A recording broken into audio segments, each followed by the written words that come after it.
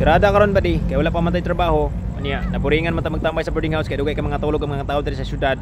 Kay murag basta mga tao diri dugay ka matulog so nagtambay ta sa boarding house. Na boring, medyo boring no. Kay dugay ta makatulog. So ang atong buhaton na ni ilaag sa tamo diri sa Select. So nata diri karon tanawa. Kabantay man sa likod.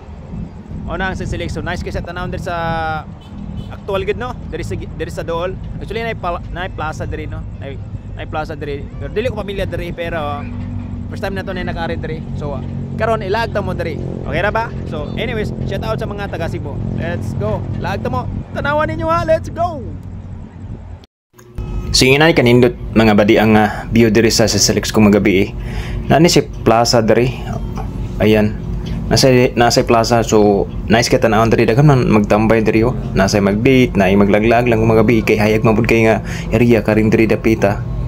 Hayag kini diri. And then dira sa likod na naninda nanindag mga noodles, balot itlog or dili pud ka mapas mo kung nakakadiri mo laag kay na may pagkaunan. Hayag kay ang palibot sobra kay super jud kahayag nya. Well katanaw ka dira sa may kuan, duha ka tower nga may kibol murag ano, kibol curtain ba. So ayun ang color dira. So na gani paskrap diri. Ayan. Nice kay diri kay hayag kayo. Secured ra po ang lugar kay nay mga security